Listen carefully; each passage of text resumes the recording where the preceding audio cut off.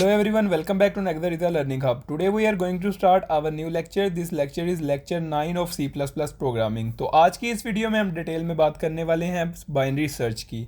Binary search क्या होता है, मैं आप लोगों को प्रीवियस वीडियो के अंदर सर्चिंग एल्गोरिथम बता के आया था। तो उसमें मैंने आपको डिस्कस किया था कि हमारे पास सर्चिंग के एल्गोरिथम काफ़ी ज़्यादा होते हैं, जिनमें से हम लीनियर सर्च और बाइनरी सर्च के ऊपर बात कर रहे हैं। लीनियर सर्च मैंने आप लोगों के साथ ऑलरेडी डिस्कस कर दिया है। लीनियर सर्च बहुत ज़्यादा इजी एल्गोरिथम है, तो मैंने आप लोगों को प्रॉपर तरीके से हर चीज़ स्टेप बाय स्टेप बता दी है। आई थिंक सो कि वो वाली चीज़ें आप लोगों को समझ आ गई होंगी। तो इस वीडियो में हम बात करने वाले हैं बाइनरी सर्च के बारे में। व्हाट इज़ बाइनरी सर्च, तो ये वाला हमारा आज का टॉपिक होने वाला है। तो मैं जल्दी से अपना विजुअल स्टूडियो ओपन कर लेता हूँ। विजुअल स्टूडियो मैंने ओपन कर लिया है। तो अब मैं आपको थोड़ा सा ब्रीफ सा इंट्रोडक्शन दे देता हूँ कि बाइनरी सर्च होती क्या है। बाइनरी सर्च आपके पास एक ऐसा एल्गोरिथम है जो कि यूज़ होता है फॉर सर्चिंग।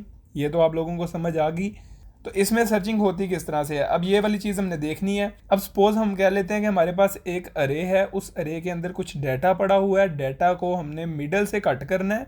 मिडल से कट करके चेक करना है कि हमारा डाटा जो है वो लेफ्ट साइड पे है या राइट साइड पे है। अगर तो हमारा डाटा लेफ्ट पे है तो देन हमारी राइट साइड हमारे काम की नहीं है। या हमने राइट के ऊपर काम कर रहे होना है या लेफ्ट के ऊपर काम कर रहे होना है। तो हर आइटरेशन में हमने अपनी जो अरे है उसको हाफ ऑफ करते जाना है। किस तरह से करेंगे मैं आप लोगों को करके भी दिखा देता हूँ। हमारे पास यहाँ पे एक सिंपली अरे है इंटीजर टाइप की। इंटीजर टाइप मैं 10 तक की ले रहा हूँ, जिसके अंदर मैं डाटा स्टोर करवा लेता हूँ रैंडमली।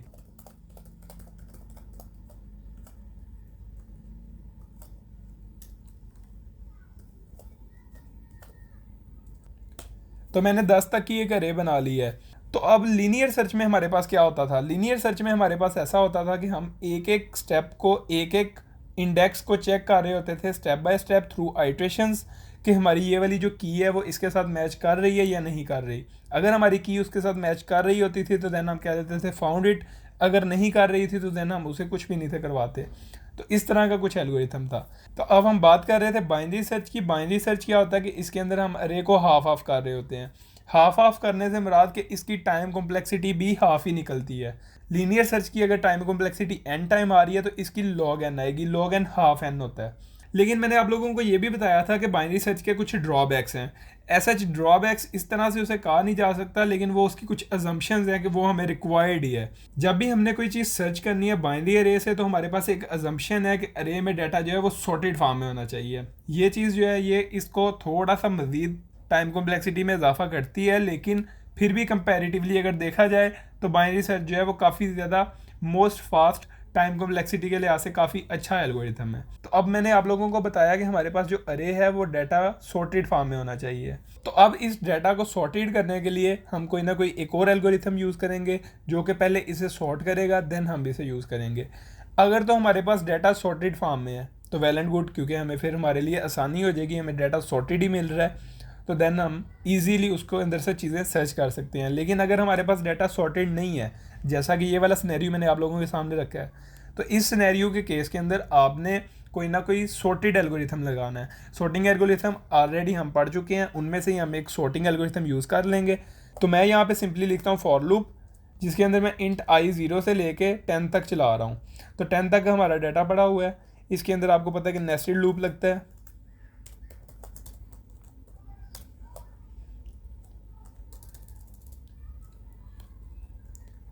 तो j इज़ इक्वल टू हम i से कर लेते हैं और इसे भी चला देते हैं n टाइम।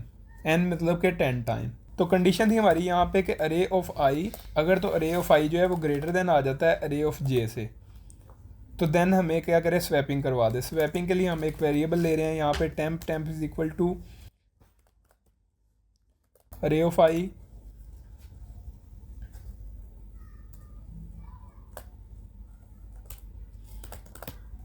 अरे of i is equal to array of j, array of j equal to. इस तरह से आपने स्वैपिंग कर लेनी है। अब ये वाली हमारी जो अरे है वो सॉर्टेड होके आ जाएगी। मैं आप लोगों को प्रिंट करवा के भी दिखा देता हूँ कि किस तरह से सॉर्टेड फॉर्म में हमें मिलेगी। तो इसके लिए सिंपली आपने क्या करना है कि फॉर लूप लगानी है। जहाँ तक हमारा डाटा पड़ा होगा, आपको पता है हमारा 10 एंट्रीज़ हैं, तो 10 के लिए मैं यहाँ पर लूप लगा रहा हूँ। तो मैं कहता हूँ सी आउट करे अरे ऑफ आई।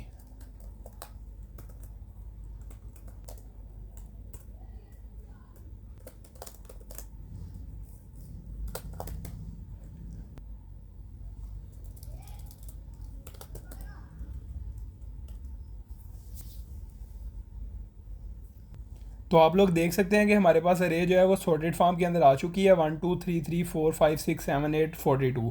ये हमारे कुछ नंबर्स थे। तो अब हमारा यहाँ पे डाटा जो सॉर्टेड है, सॉर्टेड में से आपने की फाइंड करनी है। सपोज मैं कहता हूँ कि मेरी जो की है वो 3 है। अब हमारा एल्गोरिथम क्या करेगा कि वो सर्च करेगा 3, लेकिन सबसे पहले वो जाएगा मिडल पे। मिडल फाइंड करने के लिए आपको मैं बता देता हूँ कि आपने मिड टर्म किस तरह से फाइंड करनी है। वो सिंपली मैथ वाला ही आपके फार्मूला है कि आपने सारे नंबर को काउंट करना है और डिवाइडेड बाय 2 करेंगे तो आपको मिडल वाला इंडेक्स मिल जाएगा। उस मिडल वाले इंडेक्स के ऊपर आपने जाके सर्च करना है कि कौन सी वैल्यू हमने फाइंड करनी है। अगर तो की वहाँ पे मिल जाए तो वो आपका है आइडियल केस या बेस्ट केस।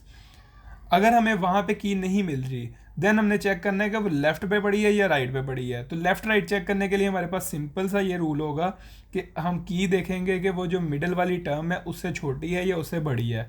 अगर हमारी सर्चिंग की जो है वो छोटी होती है मिडल वाली टर्म से, तो देन हम मूव करेंगे अपने लेफ्ट साइड पे। अगर हमारी सर्चिंग की जो है वो बड़ी होती है मिड टर्म से, तो देन हम राइट साइड पे मूव करेंगे। तो कुछ इस तरह से सिंपली आपने वर्क करते जाना है।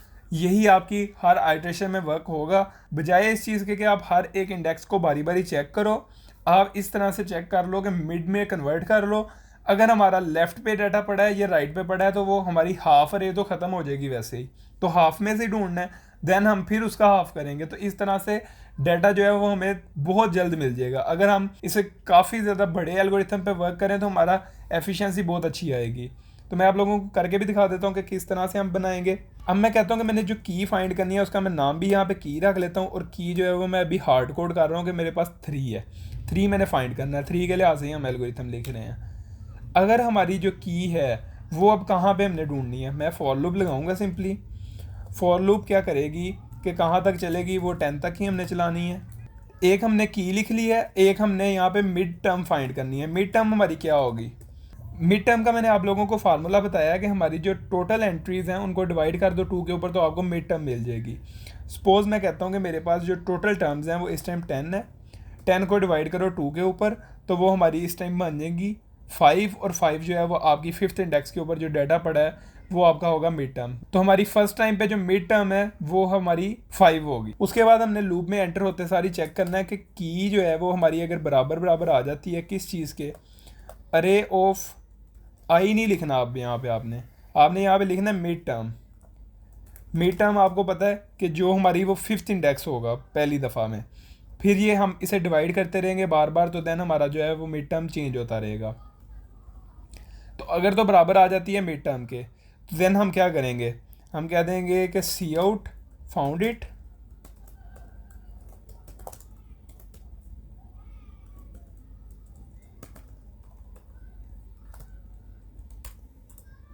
और एग्जिट कर जे। एल्स इफ अगर तो हमारी जो है की वो लेस देन आ जाती है, लेस देन किससे आ जाती है, इसी टर्म से, ये इसके मिड से।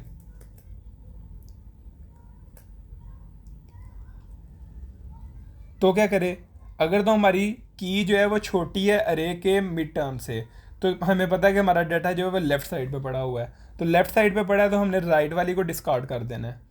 तो हमने सिंपली उस चीज़ से सर्च करना शुरू कर देना है। हमारा एक यहाँ पे अब सेट कर लेते हैं वेरिएबल, एक फर्स्ट और एक लास्ट। लास्ट चीज़ क्या होगी कि लास्ट इंडेक्स हमारा कौन सा है, लास्ट इंडेक्स हमारा एक्चुअली में 9 है, या आप उसे इस तरह से कह सकते हैं 10-1। तो 10-1 क्या है कि हमारे 10 टोटल इंडेक्स हैं, उसमें से हमने -1 करके यहाँ पे रखा है। एक्चुअली में ये n टर्म है हमारी, और यहाँ पे हम लास्ट ही ले रहे हैं इसके अंदर कि लास्ट को डिवाइड करें 2 पे। अब यहाँ पे होगा क्या कि अगर की हमारी छोटी है अरे ऑफ मिड टर्म से, यानी कि मिड टर्म से अगर छोटी है तो लेफ्ट पे पड़ी है, लेफ्ट पे पड़ी है तो हमारा लास्ट अपडेट हो जाएगा। तो मैं कहूँगा कि लास्ट जो है हमारा इक्वल टू आ जाए मिड टर्म के।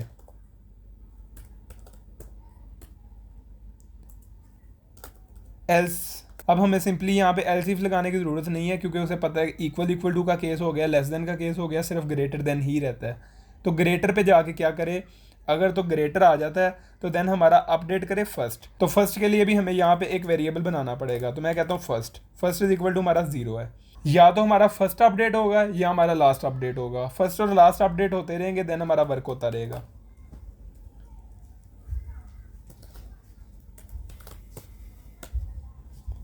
तो फर्स्ट और लास्ट का जो वेरिएबल है वो मैंने इंटेंशनली डिटेल में बाद में बनाया है, क्योंकि मैं पहले भी आपको डिस्कस कर सकता था लेकिन आप लोगों को समझ नहीं आनी थी। इसीलिए मैंने सोचा कि आप लोगों को मैं स्टेप बाय स्टेप चीज़ें बताऊं ताकि आप लोगों को प्रॉपर तरीके से आइडिया हो सके कि किस तरह से वर्क करना है आप लोगों ने खुद से।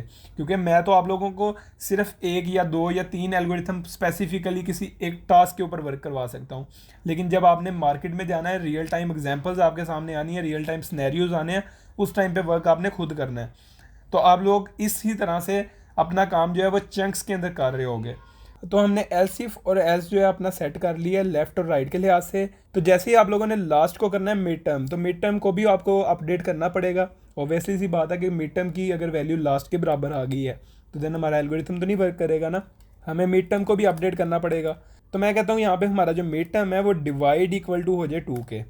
तो अगर हम लोग देखें राइट साइड के लिहाज से, तो राइट साइड के लिहाज से हमारा क्या होगा, मिड टर्म डिवाइड तो होगा 2 पे, लेकिन हमारा मिड टर्म पड़ा है इस टाइम मिडल में, तो मिडल से हमने आगे मूव करना है।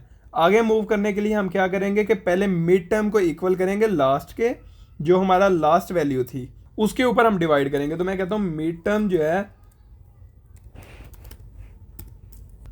वो इक्वल टू हो लास्ट